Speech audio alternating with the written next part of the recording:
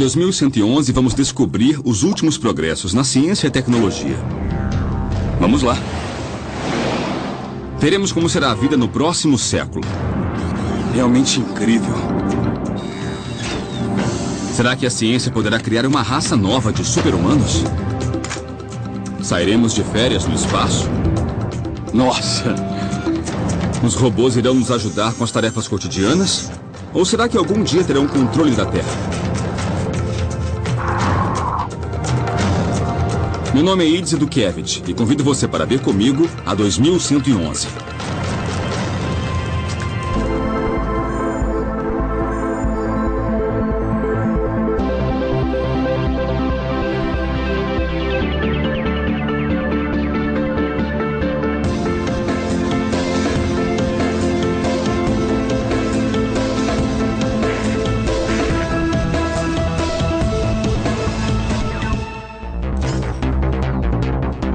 Talvez não tenhamos percebido, mas os robôs já fazem parte de nossa vida.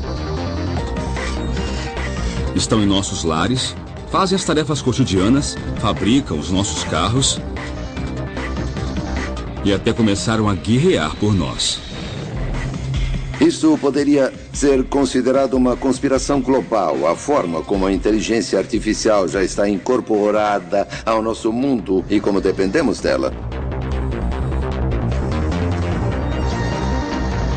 Um dia os robôs evoluirão tanto a ponto de terem uma mente própria, de serem como os humanos. Chegará o dia em que eles controlarão o mundo. Nesta viagem contarei com futurólogos, especialistas que se dedicam a predizer como a tecnologia nos afetará no futuro. Nós não percebemos como a inteligência artificial já move grande parte da nossa civilização. Daqui a 10 anos, 20 ou até 100 anos, eles vão fazer parte da nossa vida de muitas, muitas formas. E ninguém vai se surpreender quando vir um ciborgue do seu lado.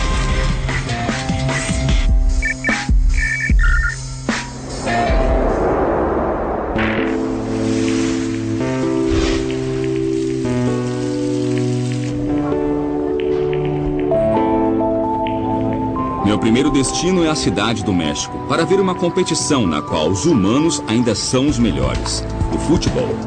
Esta é a 5ª RoboCup. Os melhores robôs do mundo se enfrentam em uma partida de futebol, um jogo que os engenheiros de robótica levam muito a sério.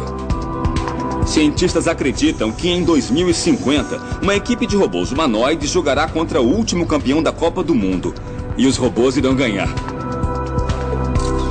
Um dos favoritos do ano é o Dot Max, um time de robôs de 60 centímetros que disputa o título pela 5ª vez consecutiva. O líder humano do time é o Dr. Juan Manuel Ibarra, que está muito confiante. O que o senhor considera um bom robô?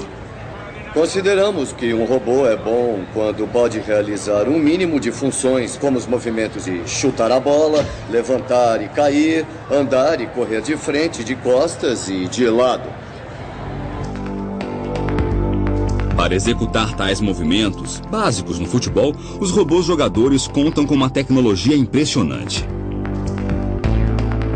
Câmeras USB para a visão, um computador, acelerômetro e giroscópio para o equilíbrio e diferentes servomotores para movimentos dos membros. São robôs autônomos, não tem ninguém controlando.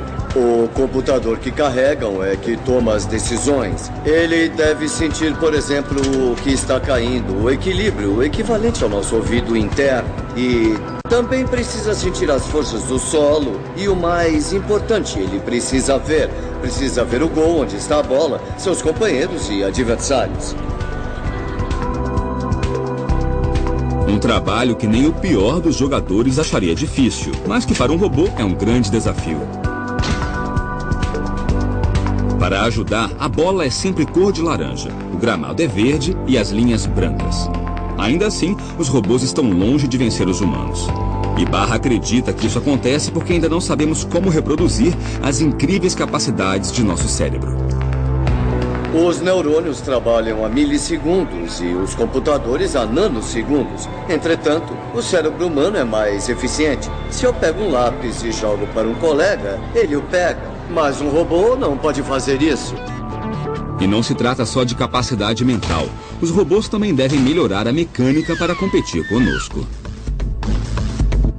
Se um dia tiverem um esqueleto eficiente como o nosso, leve, resistente e ativado por músculos, aí sim teremos um robô semelhante a nós.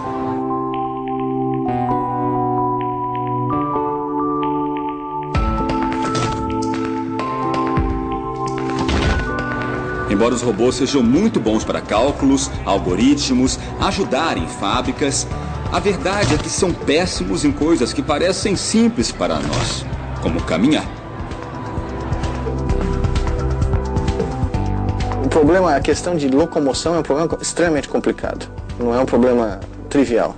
Então existem robôs que conseguem andar, mas nenhum deles consegue reproduzir a fluidez e o tipo de controle que nós conseguimos atingir, né?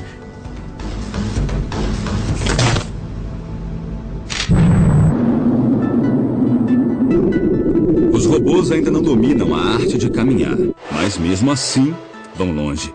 Com apenas 6 rodas, o robô Curiosity explora a superfície de Marte. Mas para dominar a superfície mais complexa e irregular da Terra, as rodas são inúteis. Os robôs precisam se locomover tão bem como as pessoas.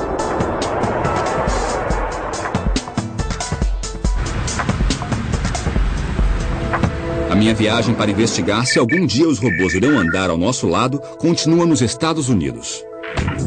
Eu vou ao Instituto Politécnico de Worcester, nos arredores de Boston, investigar uma possível solução do problema do caminhar. Conhecerei Eduardo Torres, um engenheiro que acredita que a solução do problema esteja em robôs mais sensíveis.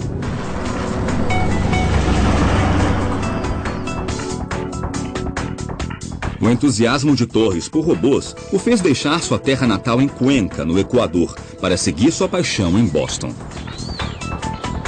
Por que é tão difícil para os robôs fazer uma coisa tão simples para nós como andar? Ao contrário dos robôs de hoje, nós possuímos muitos sensores no pé. Então temos grande sensibilidade e podemos detectar tudo que existe no terreno. Para o Dr. Torres, o segredo de como caminhar não está em um cérebro mais poderoso, nem em uma visão mais precisa, e sim na sensibilidade. Para provar sua teoria, ele propõe um teste simples. Agora quero que perceba que está usando a informação que vem dos sensores do seu pé. Então você sabe onde está a beira do degrau, quando pode dar o passo seguinte, e ainda tem consciência de onde está o peso do seu corpo.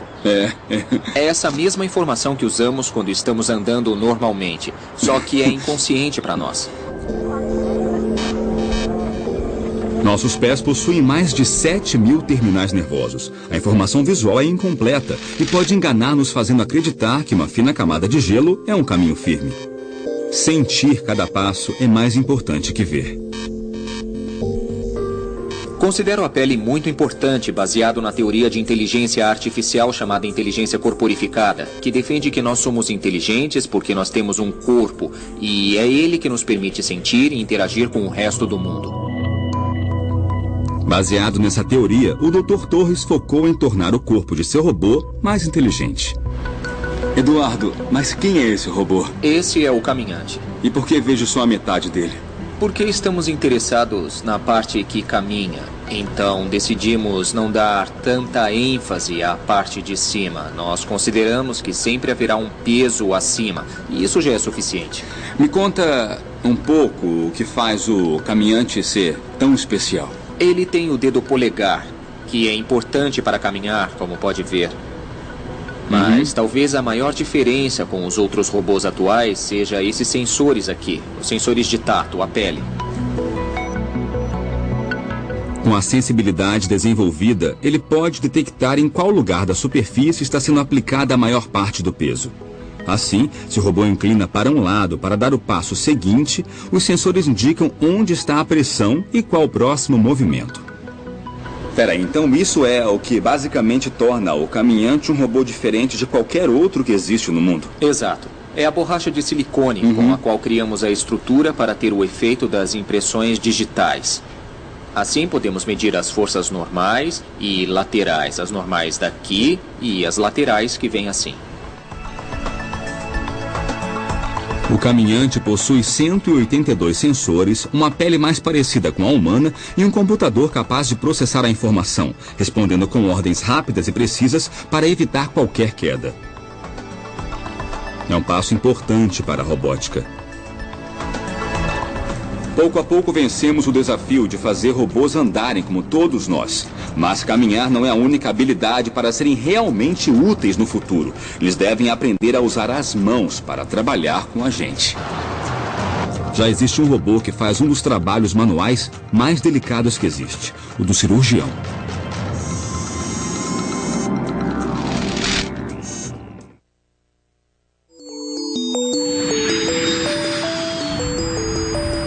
Minha viagem em busca do robô mais parecido com os humanos me leva a Buenos Aires, na Argentina, onde existe um robô que supera a habilidade da mão humana. Ele é tão bom que foi batizado de Da Vinci.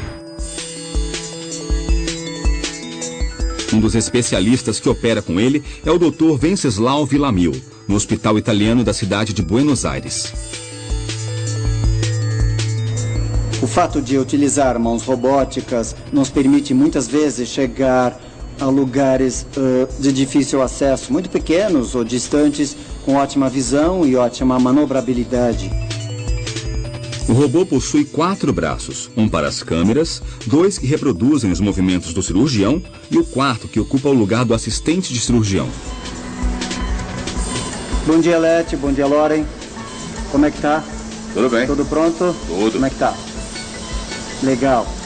Durante a cirurgia, o cirurgião responsável não precisa estar estéril, não precisa se lavar nem colocar luva.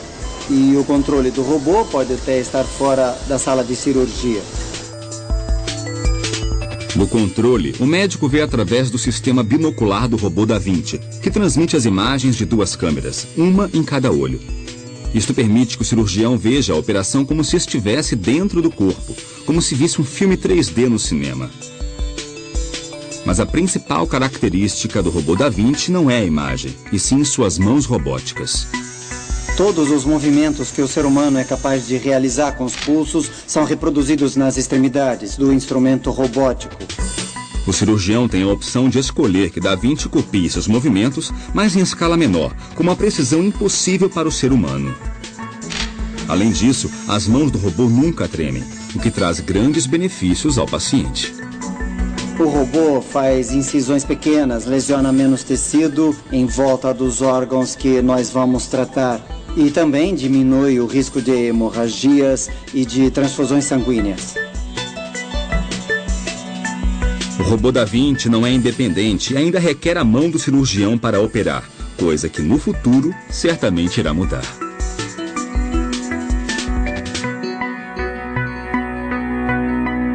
Com o tempo, programaremos os próprios robôs para que sejam independentes.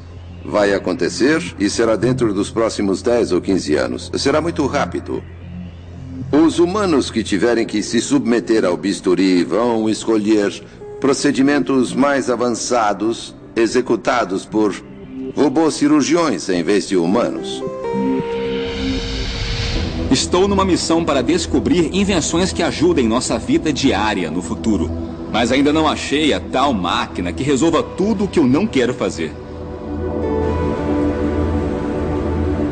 A próxima parada de minha viagem é Itaca, nos Estados Unidos, onde um robô está aprendendo a ser um bom dono de casa. Aqui na Universidade Cornell, Yu Yang e sua equipe trabalham em Kodiak, um robô doméstico que, diante de logaritmos de aprendizagem, vai descobrindo como se virar em nossa casa. Kodiak é o primeiro robô assistente pessoal.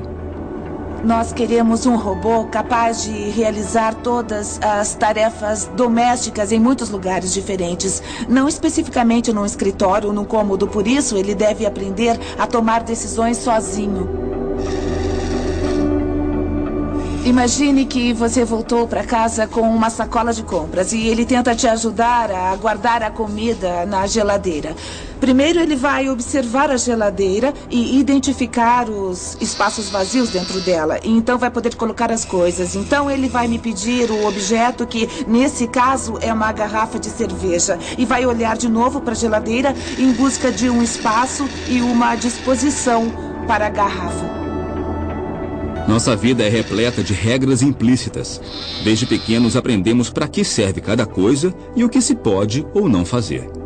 E conseguir com que Kodiak entenda essas regras é um trabalho duro para Yu Yang. Ele consegue assimilar a forma e a aparência do objeto.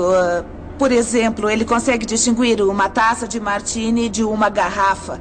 E uma caixa de leite baseado no volume e também na aparência, ou seja, na cor e textura. Nosso objetivo é fazer com que o robô tenha maior percepção do objeto. Por exemplo, como pode ser usado, porque o martini é tomado nessa taça e o que podemos beber aqui. São conceitos um pouco mais complexos de entender do que a forma ou a aparência. E esse é o nosso objetivo. Yu Yang acredita que em poucos anos robôs como Kodiak estarão em quase todas as casas, nos esperando ao fim do dia com um jantar delicioso, para que possamos aproveitar a comodidade de nossos lares. Hoje é possível ter pequenos robôs domésticos que limpam o chão enquanto você sai para trabalhar, para que quando você voltar tenha uma bela casa limpa. É claro que passar dessa etapa para ser um robô pessoal, capaz de cozinhar ou de realizar tarefas mais complexas, vai levar mais tempo, mas sem dúvida acho que irá acontecer no futuro.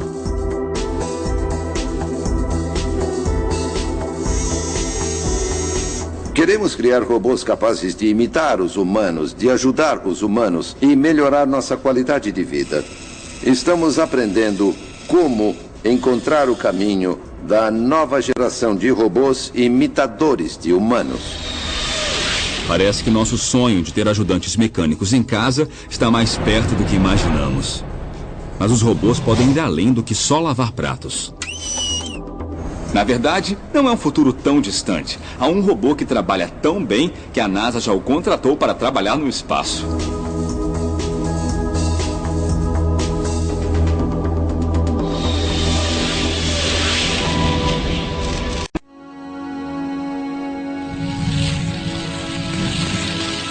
Minha investigação para saber até onde os robôs chegarão daqui a 100 anos agora decola para o espaço. A NASA desenvolveu o que chamam de robô mais ágil do mundo, o Robonauta.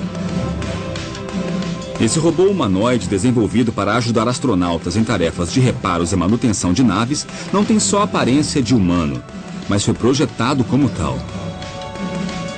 Com mãos e braços, esse robô é capaz de usar as mesmas ferramentas que a tripulação.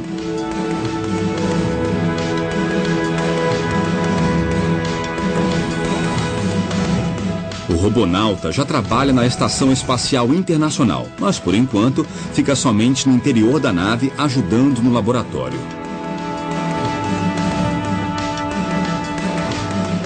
Mas a próxima versão, com recursos necessários para suportar as temperaturas extremas do espaço, poderá até mesmo reparar o exterior de naves espaciais. Em vez dos humanos viajarem ao espaço, estamos falando de um futuro espacial que não será humano. Os robôs inteligentes é que viajarão. Acho mais provável que eles partam para essas missões. De certo modo, será mais fácil enviar um robô ao espaço para uma missão de 25 anos do que um humano, porque os robôs podem ir mais longe e resistir em ambientes mais hostis. Já vimos robôs humanoides capazes de caminhar, trabalhar no espaço ou conduzir uma cirurgia cardiovascular. Mas nem todo cientista se inspira em humanos para construí-los. Alguns se inspiram no reino animal. Grandes cientistas e inventores importantes observaram animais em busca de inspiração. No século XV, Leonardo da Vinci começou a estudar o voo das aves para criar projetos de máquinas voadoras. 4 séculos depois, aplicamos os mesmos princípios para construir nosso primeiro avião.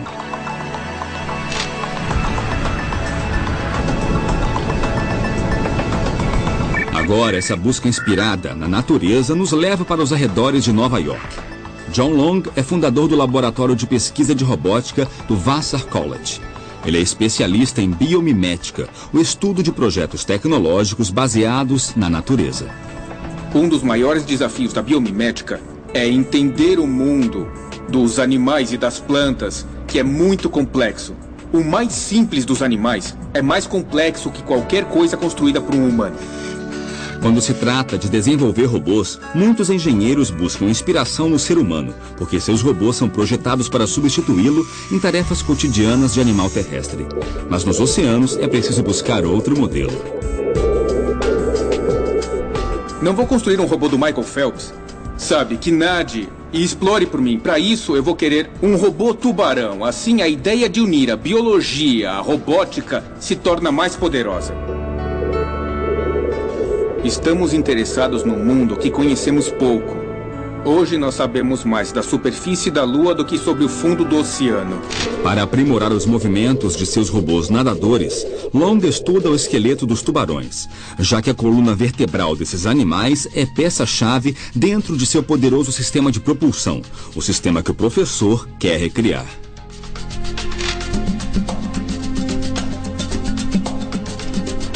É aqui que a biomimética entra. Estudamos os tubarões na piscina, estudamos no oceano e agora precisamos saber mais sobre a biomecânica de seu esqueleto para criar as colunas vertebrais artificiais que chamamos de colunas vertebrais biomiméticas. O molde da coluna vertebral irá dizer algo muito importante sobre como esses animais nadam e nossos robôs terão novas habilidades.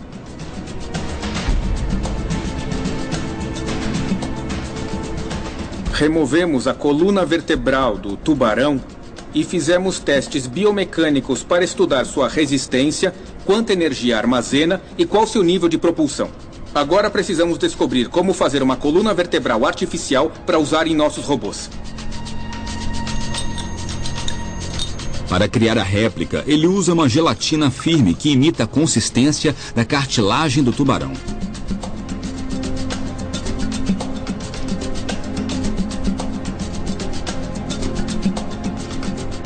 E agora o robô irá testar a cauda para sabermos se ela é eficiente como sistema de propulsão.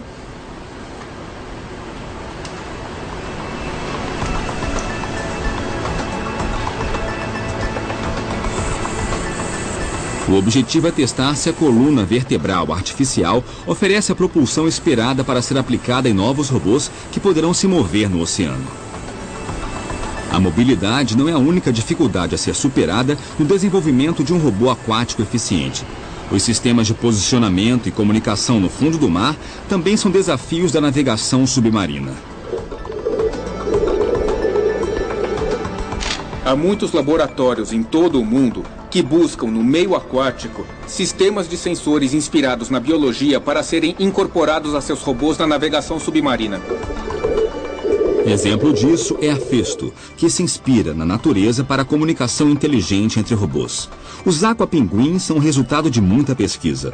Esses pinguins biônicos são capazes de se orientar sozinhos graças a um sistema sonar 3D que, como nos golfinhos, permite que se comuniquem com o ambiente e com outros pinguins robóticos.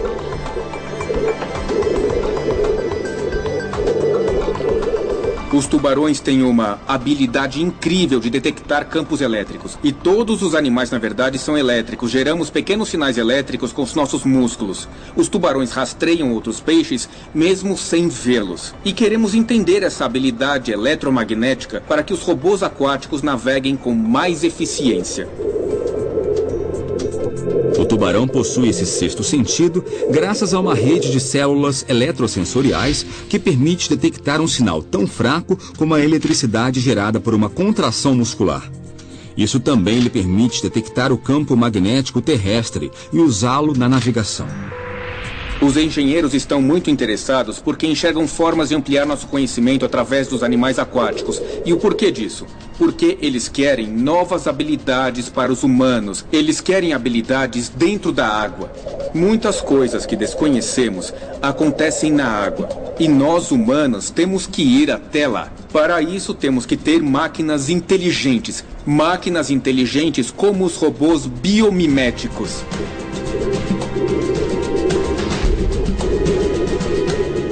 Podemos tirar inspiração da natureza. Mas tem uma coisa que nos diferencia dos animais: nossa inteligência. Coisa que ninguém tinha conseguido reproduzir até agora.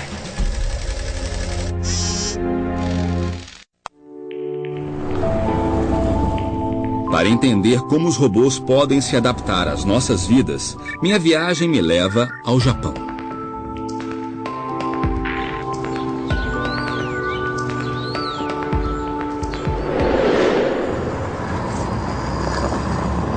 Quando pensamos em robôs, imaginamos máquinas que repetem uma tarefa automaticamente uma e outra vez sem descanso, mas que nunca raciocinam sozinhas. Isso está para mudar.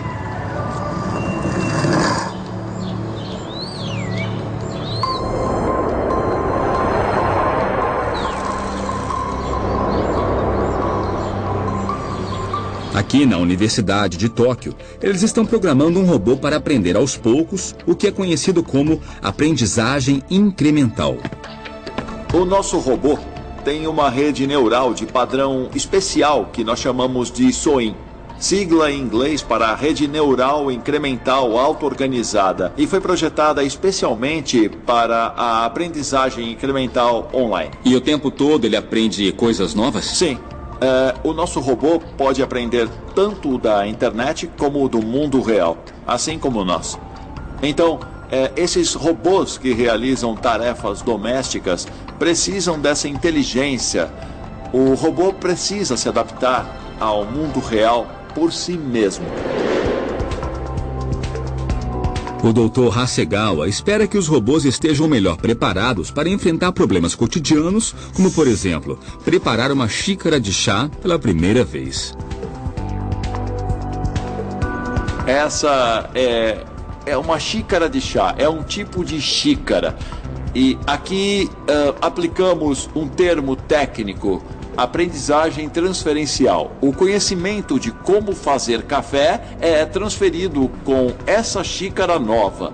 E esse conhecimento é transferido ao objeto novo.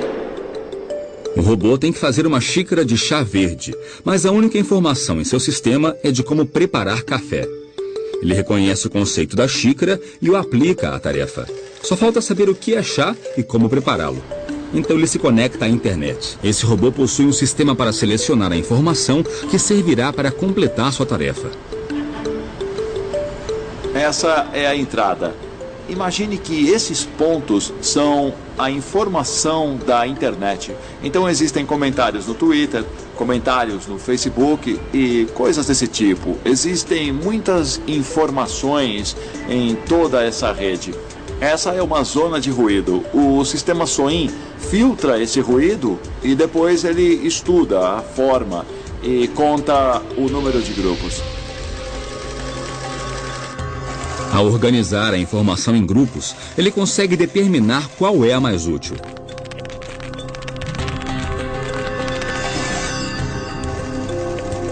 A capacidade do sistema SOIN pode melhorar a inteligência de muitas tecnologias. Então, qual é o futuro desse tipo de robô? O sistema SOIN pode ser implantado em robôs, também em carros, em lares e em muitos equipamentos. Então, no futuro, nós queremos fabricar um cérebro artificial próprio. Esses cérebros artificiais já estão entre nós. E as tecnologias novas, como a SOIN, farão com que robôs sejam cada vez mais inteligentes e capazes. Quando falamos em robôs, no que pensamos? Pensamos numa tecnologia capaz de tomar decisões, suas próprias decisões. E isso já existe ao nosso redor. Mas no caso de robôs totalmente independentes, capazes de tomar decisões, creio que estamos bem perto disso. Acredito que em 2030 estarão pensando sozinhos. Igual ou melhor que os humanos, eles terão um raciocínio semelhante ao nosso, porém mais rápido, terão memória melhor, combinando as vantagens naturais dos computadores de hoje, memória perfeita e alta velocidade, com os aspectos criativos, sutis do pensamento humano. Para conseguirem reproduzir a sutileza e a complexidade do cérebro humano, os engenheiros de robótica percorrem muitos caminhos. Aqui no Japão, outro criador de robôs acredita que o segredo para atingir essa grande meta é começar pelos menores.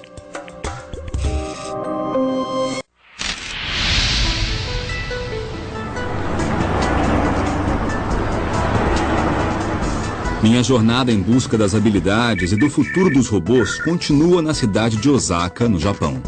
Aqui, um dos líderes mundiais em robótica, o Dr. Minoru Asada, trabalha em um projeto revolucionário que mudará não somente os robôs, mas também nossa relação com eles. Talvez nossas expectativas com os robôs sejam altas demais. Queremos que trabalhem assim que abrirmos a caixa e que sejam mais inteligentes do que nós, humanos. O Dr. Asada, da Universidade de Osaka, no Japão, se inspirou no modo como os nossos filhos aprendem. Passamos horas ensinando desde andar até como se comportar. E ele acha que se fizermos o mesmo com os robôs, eles aprenderão e se comportarão mais como nós, humanos. Para provar sua teoria, o Dr. Asada tem um laboratório repleto de robôs de diferentes idades. Ele me mostra o mais novo. Há vários robôs. O primeiro é Neone. Seu nome vem de neonato ou recém-nascido. Em vez do robô ser pré-programado ao aprender da internet, Asada está desenvolvendo uma técnica que ele chama de aprendizagem espelho. Então o Neone vê um humano fazer uma coisa e imita.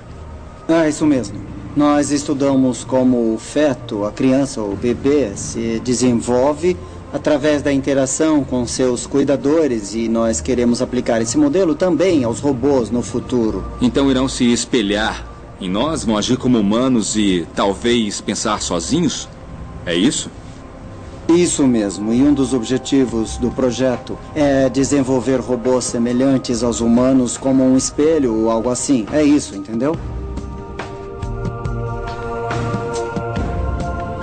Neone pesa somente 3 quilos, tem sensores táteis, câmeras para visão, microfones para ouvir, processadores e memória que lhe permite aprender. Como recém-nascido, começa a vida sem saber engatinhar ou andar. Ele deve aprender tudo com os humanos ao seu redor, mas uma vez que aprende, nunca mais esquece. O laboratório do professor Asada reúne diferentes versões do robô Neone, e todos estão aprendendo com seus tutores humanos. Não é exatamente como os nossos bebês, mas para humanizá-lo, vou ensinar como abraçar. Primeiro eu vou erguer os braços dele. Assim. Depois eu abro as mãos dele e abaixo os braços.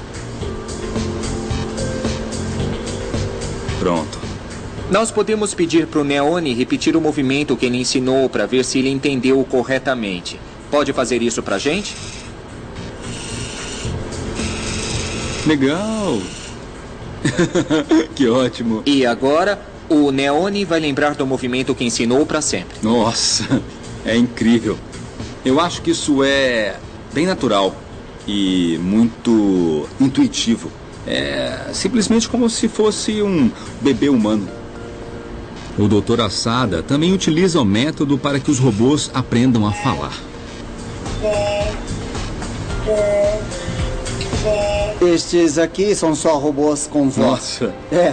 Tá, vamos ver. É isso mesmo. Olha só. Sei. O cuidador se encarrega de ensinar e a criança, além de imitar o som, ainda organiza as vogais japonesas em categorias como A, I, U, tá. E, U.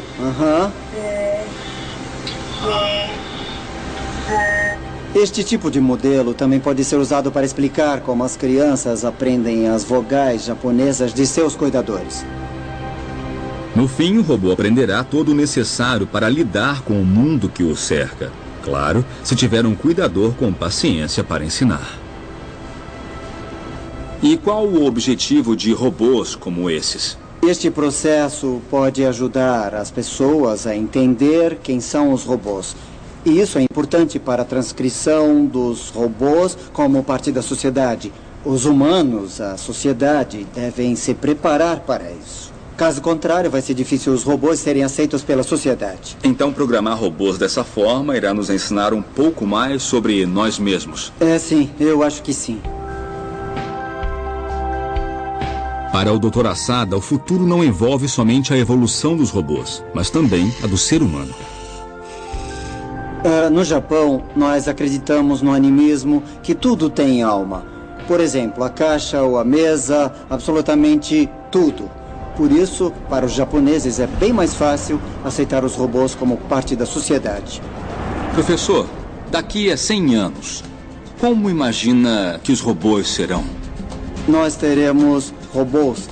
Eles serão bem humanos, mas não serão tratados como humanos, e sim como companheiros ou então parte da família. Esse é o meu desejo.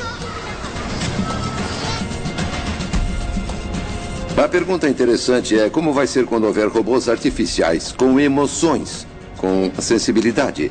Sensibilidade artificial, quando começarem a se preocupar com eles como espécie e não só com os humanos. Será que isso vai gerar outra competição entre formas de vida no nosso planeta, particularmente porque terão informação biológica? Sim, é o que nos espera.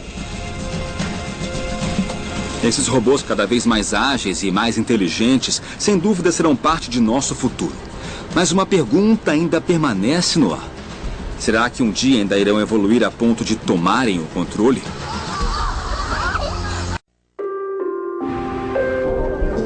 Minha busca para saber até que ponto os robôs farão parte de nossas vidas me leva, por fim, à Universidade Cornell, nos Estados Unidos. Uma revolução silenciosa está acontecendo no laboratório do Dr. Lipson. Seus robôs não precisam que digamos ou ensinemos o que eles têm que fazer. Eles descobrem por si mesmos.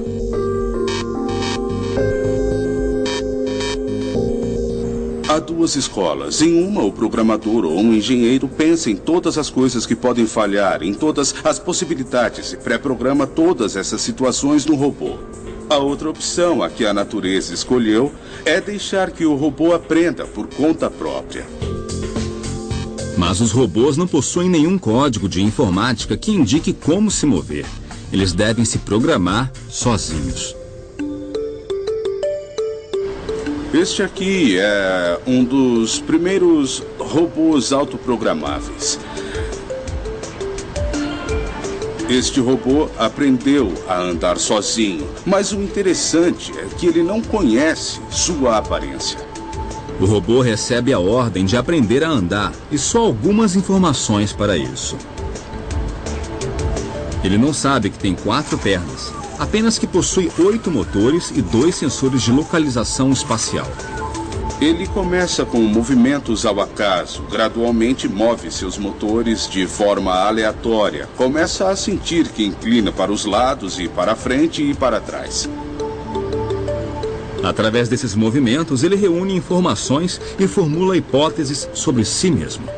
Talvez seja uma serpente, uma aranha, uma árvore, e começa a descartar certas hipóteses que não condizem com a realidade. E então, depois de uns 4 dias fazendo isso, com esses movimentos aparentemente aleatórios, ele começa a formular uma autoimagem.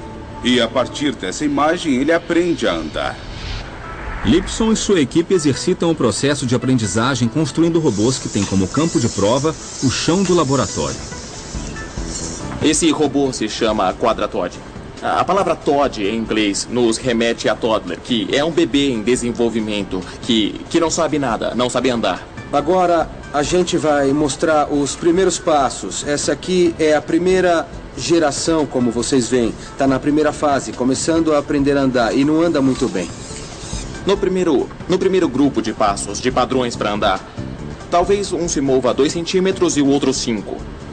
O que anda a 5 vai provavelmente para 7, 8 e aí depois 10 e por aí vai. Então, essa aqui é a geração 40 de algoritmo simulado. A gente vê que se move de uma forma semelhante ao andar de uma aranha ou um animal de 4 pernas. Nós notamos que as pernas estão coordenadas, né? Ele aprendeu que é útil mexer algumas pernas por vez, mas mesmo assim, olha, ele só consegue mexer uns 10 centímetros do lugar que ele tá. Esse é um robô da geração 65 e, como vocês podem ver, ele se move muito mais que o anterior. Repara só, as pernas têm movimentos bem mais coordenados. Da última vez ele andou uns 10 centímetros e agora alcançou uns 20 ou talvez 30. E aqui nós temos o robô seguinte, da geração 140. Vocês podem ver que ele aprendeu que é melhor afastar mais o corpo do chão, o que pode ajudar no movimento. As duas pernas também são bem mais coordenadas e ele consegue se deslocar melhor. Nós perdemos um pouco o controle ao deixar que a máquina aprenda sozinha. Por um lado, aprendem mais e vão mais longe do que se programarmos de um modo específico. Por outro lado, não sabemos exatamente o que vão aprender, então estamos no aguardo e veremos o que vai acontecer. Rod Lipson e sua equipe trabalham na possibilidade dos robôs se programarem e ainda projetarem a si mesmos. Um projeto que começou no mundo virtual. Temos milhões de robôs competindo numa espécie de simulador de jogo. Aqui o computador pode construir muitos robôs com pequenas variações, testá-los, analisar seu desempenho no mundo virtual, realizando tarefas, cooperando e competindo entre si. E depois pode reproduzir os que funcionam melhor, duplicá-los com pequenas variações e repetir o processo. Mas a equipe descobriu que os resultados com simuladores não condiziam com os resultados obtidos em robôs reais. Então, o próximo passo é deixar os robôs se construírem sozinhos usando uma impressora 3D. Em nosso laboratório, trabalhamos com a ideia de máquinas que constroem máquinas, que elas se construam sozinhas, se autoconsertem e se adaptem a novas situações e melhorem com o tempo. Lipson está começando um processo que talvez reflita nos robôs do futuro. Uma vez nesse ponto, os computadores poderão fazer seus próprios projetos e ficarão cada vez mais inteligentes ao projetar sua própria geração seguinte. Talvez dentro de 50, 100 ou 200 anos tenhamos máquinas com um nível de inteligência semelhante à dos humanos, ou talvez superior a ela em certos aspectos. Pode ser que a nova geração de robôs do ano de 2030 consiga se programar para sentir emoções, ser mais inteligente do que os humanos, ou ter capacidades que agora nem dá para imaginar.